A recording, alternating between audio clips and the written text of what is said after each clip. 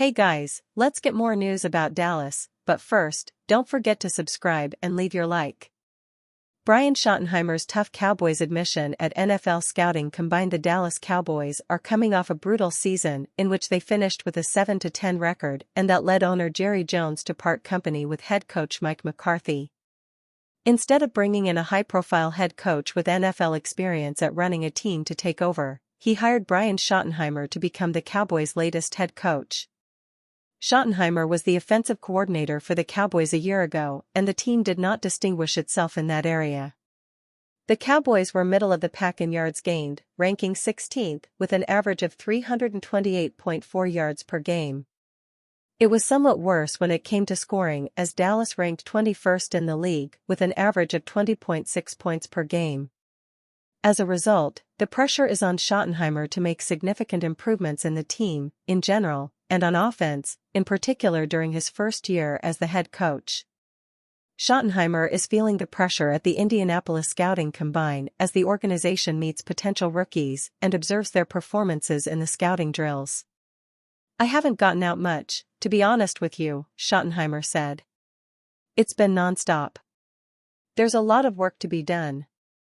Cowboys hoping for return from Dak Prescott. The Cowboys will need a healthy season from quarterback Dak Prescott in 2025 after he dealt with injuries last year.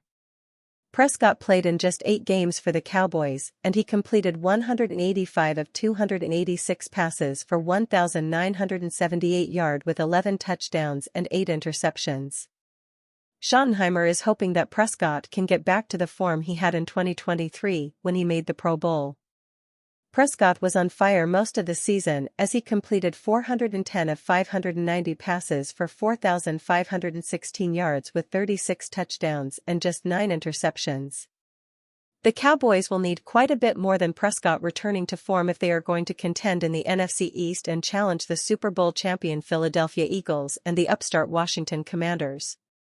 The Cowboys need to unearth talent at the Combine and will also have to make sure young players are brought up to speed without any delay. Schottenheimer believes the new staff of Cowboys assistant coaches will help get the team back on track. "I think we found great teachers.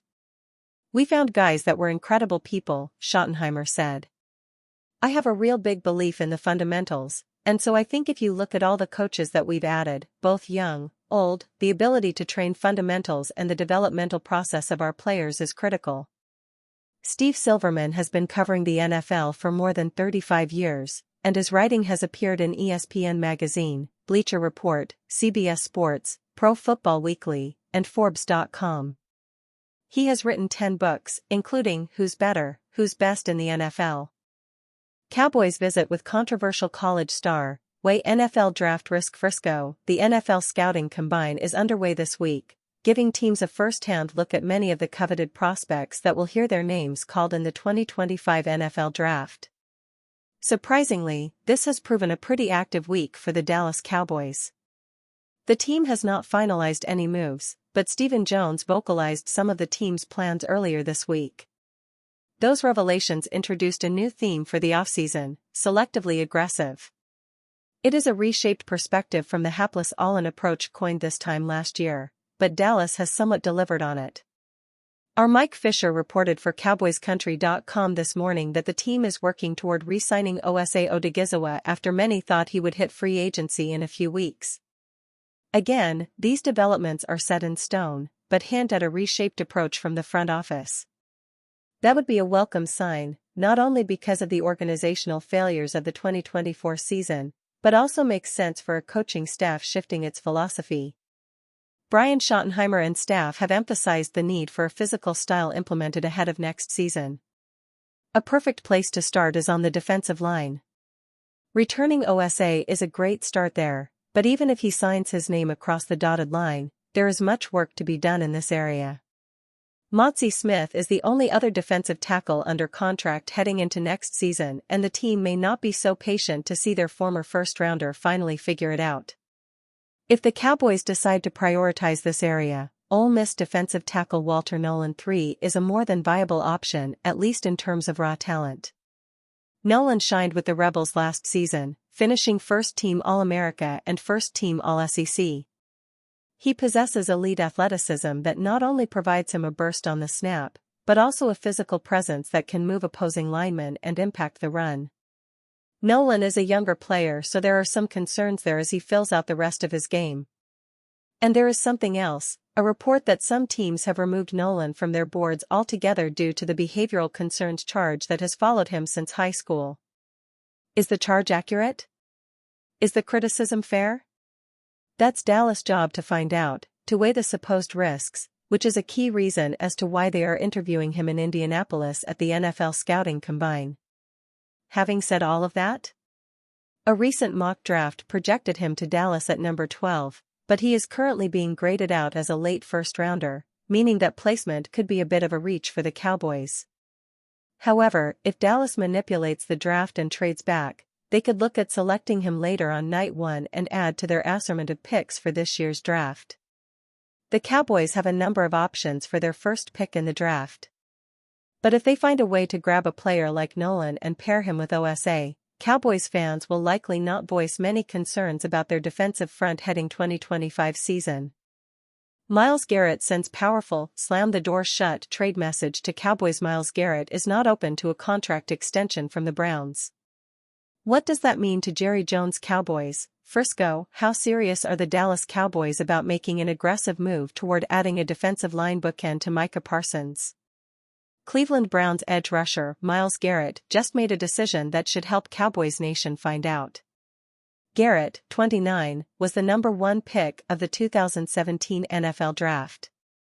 He is a 4-time All-Pro and has been a loyal citizen in Cleveland. But he's tired of going nowhere and has asked the Browns to trade him. Given his status as a legendary player in Browns history, Cleveland has made overtures toward keeping him happy by suggesting a contract extension. His reported response? Garret is not open to a contract extension from the Browns. In fact, reporter Mary Kay Cabot writes he has slammed the door on negotiations. That is a powerful message sent not only to the Browns, but also to other bidders. His point? This is about more than money. Can his hometown team, he grew up in the shadow of AT&T Stadium in Arlington, be a bidder? Absolutely. Garret has 2 years left on his contract, with cap hits of about $20 million in each. The message aside, we bet a new contract will likely be part of the package, wherever he lands. This process began at the start of February with Garrett's announcement. While I've loved calling this city, Cleveland, my home, my desire to win and compete on the biggest stages won't allow me to be complacent, Garret announced. The goal was never to go from Cleveland to Canton, it has always been to compete for and win a Super Bowl. With that in mind, I have requested to be traded from the Cleveland Browns. Frustrated with the Browns, still drafting in the top 5 nearly a decade after taking Garret with the first pick in 2017, the superstar has suggested he needs to see a reasonable path to success. Is a shocking Garret trade likely? He's an all-world player at the height of his powers. It'll be costly to get him. Meanwhile, after an underwhelming 7-10 campaign, are the Cowboys seen as a Super Bowl team? Garret has a pristine reputation and, like Dallas Parsons, who has reached out to him, is a perennial Defensive Player of the Year finalist. He has foot injury issues that his prospective new team will want to examine, but for a team with Super Bowl dreams? Now that he has requested a trade from the Browns and has shut the door on them, clubs such as the Cowboys, who can create $100 million in cap room as needed, can do more than just dream. And are you a fan? What do you think of the Myles Garret situation? Leave your opinion in the comments.